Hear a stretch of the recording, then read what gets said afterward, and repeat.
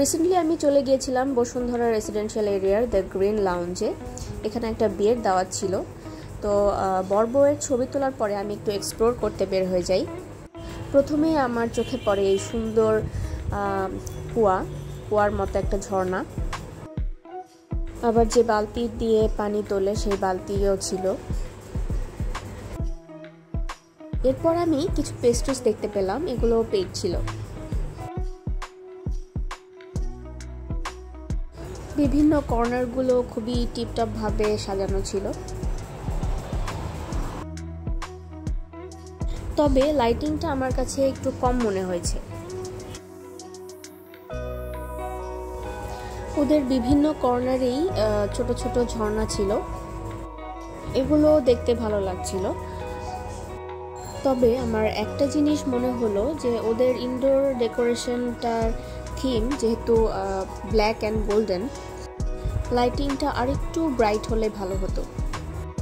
And ওদের বিভিন্ন জায়গাতেই উডেন ফ্লোর বেশি ছিল, তবে সেটা যদি সমান হতো তাহলে ভালো হতো, কিন্তু একটু র্যাক থাকায় হাঁটতে একটু প্রবলেম হচ্ছিল।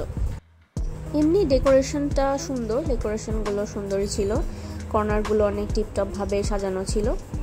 আর একটা ব্যাপার হলো কিছু কিছু কর্নার ছিল যেগুলো হচ্ছে বাইরে বসার ব্যবস্থা করা। তো ভেতরে এয়ার কন্ডিশন ছিল, সেটা ঠিক আছে, কিন্তু বাইরে যদি সামার হয় তাহলে বাইরে বসাটা আসলে খুবই কষ্টকর, কারণ প্রচুর গরম লাগে। আর পার্সোনালি আমার মনে হয়েছে যে এত একটু বেশি কনজেস্টেড না করে আর এত বেশি কর্নার না করে একটু যদি ওপেন স্পেসটা বেশি থাকতো বা খোলামেলা বেশি থাকতো তাহলে মনে হয় আরও একটু ভালো লাগতো। এটা একদমই আমার পার্সোনাল ওপিনিয়ন। যেহেতু এটা একটা বিয়ের প্রোগ্রাম ছিল, তাই ওদের নিজস্ব যেই লাইটিং সিস্টেমটা থাকে সেটা সুন্দর, ঠিক আছে, কিন্তু বিয়ের জন্য আমার মনে হয়েছিল যে আরও একটু ব্রাইট করলে ভালো হতো। এই দিকটাতে মনে হচ্ছে খাবার রান্না করা হচ্ছিল নাকি গরম করা হচ্ছিল জানি না, কিছু একটা করছিল। তো এরপর আমি চলে আসলাম ফুড সার্ভিং জোনে। টিপিক্যাল বিয়েবাড়ির খাবারগুলোই ছিল, পোলাও, রোস্ট, বিফ রেজালা, কাবাব, একটা ভেজিটেবলস অ্যান্ড সালাদ। এবং অবশ্যই বিয়েবাড়ির খাবারের সাথে জর্দাটা না হলেই নয়। পানি, আমার খুব পানির পিপাসা পেয়েছিল।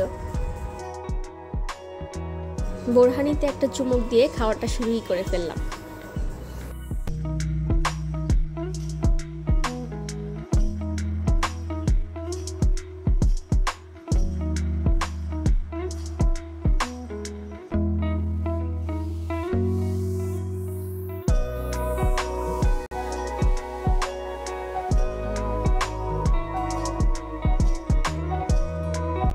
এই ছোট ছোট মিষ্টিগুলো আমার অনেক অনেক ফেভারিট।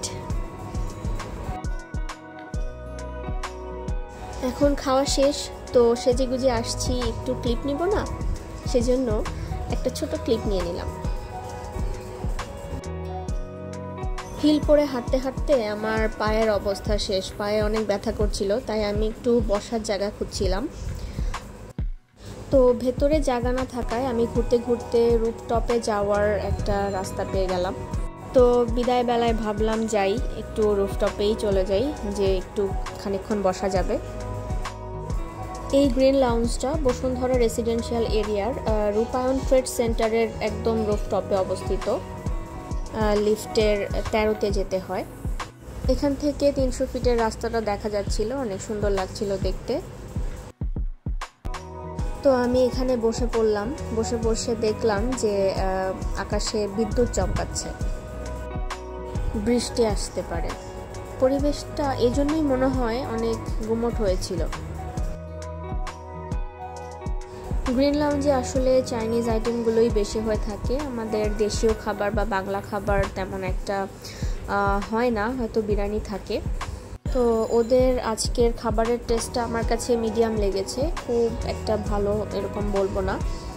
ওদের নিজস্ব যে আইটেম থাকে সেগুলো ভালো হয়। বৃষ্টি আসার আগেই আমি গ্রিন লাউঞ্জ থেকে বিদায় নিলাম, টাটা।